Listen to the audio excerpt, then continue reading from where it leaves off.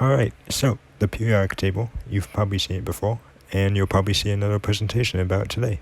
But anyways, this is what it looks like. But it didn't always look this organized. As when scientists were first arranging all the elements, they made one mistake. They didn't leave space for future elements to be added to the table once they were discovered. Until one day, a man, whose name is very hard to pronounce,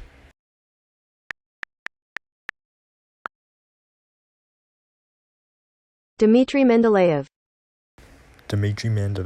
noticed a pattern. He could accurately predict future elements and add them to his table before anyone else had even discovered that element.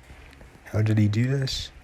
Dmitry put empty spaces in his table to later fill in for future items, represented by the question marks in this image. He knew where to place these gaps by comparing the properties of the unknown elements to the ones around it. If we look at this example of an element tile, we can see its atomic number, which is also the number of protons the atom contains, the symbol for the element, the name, and the average atomic mass of the element. As stated before, the periodic table is arranged into rows and columns called periods and groups.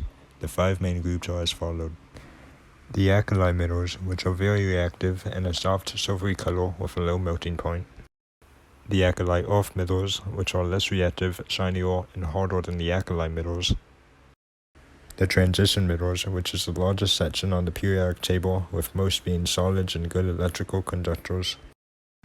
Halogens, which are the most reactive elements on the periodic table, containing all gas, liquids, and solids. And finally, noble gases, which are unreactive elements. Also worth noting, as you go down through the periods of the atoms, the atomic radius increases, and as you move left to right across the groups, the atomic radius becomes smaller. The opposite is true for the atom's ionization energy, which represents how easily an electron can be removed from an atom. As you go down through the periods, it decreases, and as you move across the groups, the energy increases. And that's pretty much the basic to the periodic table, its history, how it's organized, and how to properly read it. As for the sources, I mainly used a video on Crash Course about the periodic table, a video about how the periodic table is grouped, and an article about the periodic table trends. All of the sources I use will be linked down in the description if you want a better understanding of the periodic table than a high schooler can give you in 3 minutes. Thank you, I hope you enjoyed the video.